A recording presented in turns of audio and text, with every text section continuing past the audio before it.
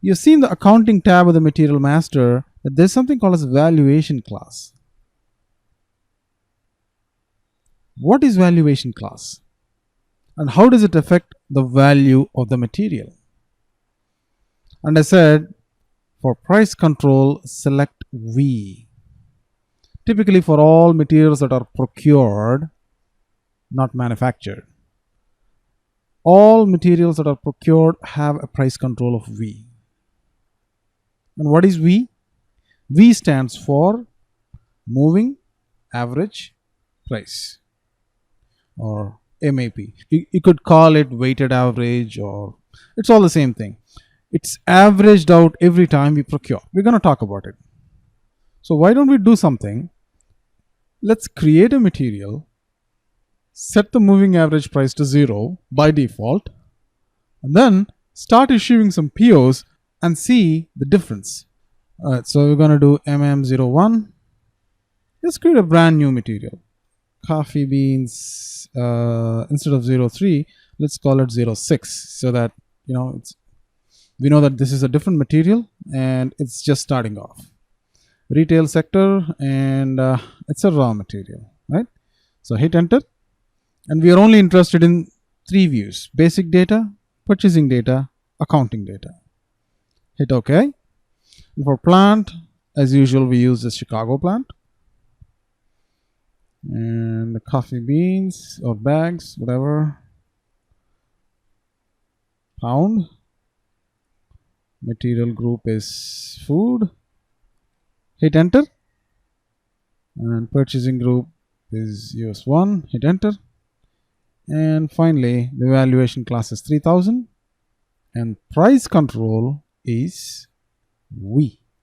V for moving average. And if you look at the possible options there, you'll see 2 different values. S for standard price, V for moving average price. And like I said, for all materials that are procured externally, always use V. V for moving average. Alright, so we're done with that. We're going to hit save. It's going to issue a warning. Ignore that. Click OK. Alright, coffee beans 06 is created. And of course, if you go back to coffee beans, hit enter, and go to the accounting view, enter plant Chicago 1, you'll see that the total stock is 0, the moving average price is 0, and the total value is 0. So nothing has been procured, we don't have stock yet, and the average price or the moving average price is 0. So let's keep this screen right there and go open another screen and do a purchase order, ME21N. Alright, doesn't matter which vendor, so just select some vendor, and of course the purchase order of US01, some purchase group, and company code US01. Select coffee beans, not 03 but 06, the material that we have just created. And we're going to do a quantity of 1, just 1. Of course, use a plant Chicago 1, enter, and we're going to put a price of $10, right? And hit save. Okay, a purchase order is created. Let's go quickly save. Control C. If you go back to the other window, you'll see that nothing has changed here. If you want to see the changes, this screen doesn't refresh automatically. So if you want to see the changes, you got to go back and then hit enter again. Go to accounting view, enter Chicago 1, hit enter. So that's how you refresh for changes. But over here, nothing has changed. The stock remains 0, value remains 0, moving average price remains 0. So that means, so irrespective of the number of purchase orders that you created, the value does not change.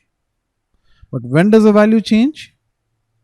Value changes during goods receipt. That's when we have received the goods, the physical inventory, and the stock goes up and a whole bunch of changes happen. Let's go do a goods receipt. What's the goods receipt? Alright, the transaction for goods receipt is MyGo. So go to MyGo enter your purchase order, Control V, and storage location, raw material. Make sure you click item OK. So we're receiving a quantity of 1 at the price that we have seen in the purchase order, $10. Click Save. So material document is created. That means we have completed the process of receiving the goods. Go back to the other screen, the material master screen. Start all over again. Accounting 1. Chicago 1. You see that? The moving average price or the moving price is changed to $10. And the total value is $10 and the total stock is $1. So as soon as you finish the goods receipt, SAP has automatically updated the material master. With what? With the price, the quantity, and the total value.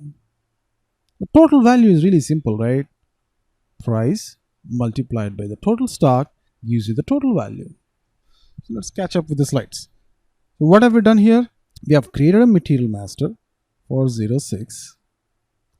Set the price control to V, and of course, since we are creating this material for the first time, the moving average price is 0 and the total value is 0, total stock is 0, everything is 0. The first step that we have done is create a PO. And when you created the PO, after you saved it, you went back to the material master and nothing has changed.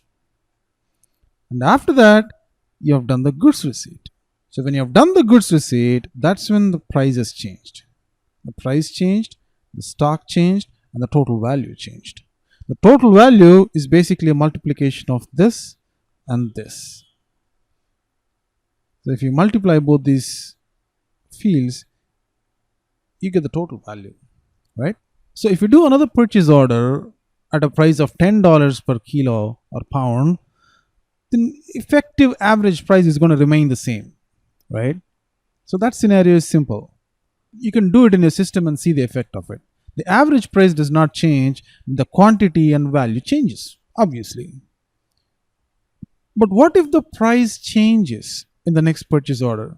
Again, let's do a purchase order. This time, let's do it for a quantity of 2, all right? And then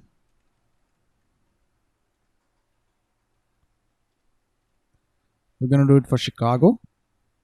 Instead of a price of $10, let's do $20. Okay, and then hit save. Save your purchase order. Control C. Copy your purchase order. Go to MIGO and do a goods receipt against that purchase order. Do an item OK and click save. Let's go back to the material and see what happens. In the material master, go back and come again. Select the accounting view, click OK, select Chicago 1 plant, and what happens here? The stock has changed to 3, which is right. The first order was for a quantity of 1, the second order was for a quantity of 2. So 1 plus 2 equals 3. What's the total value? The total value is a multiplication of 16.67 multiplied by 3. So let's see if that is correct. Open a calculator and say 16.67 multiplied by 3. That's 50, right? The system seems to have calculated everything right. Now the question you might have is, how did it arrive at a price of 16.67, the moving average price? What's the formula used to arrive at that?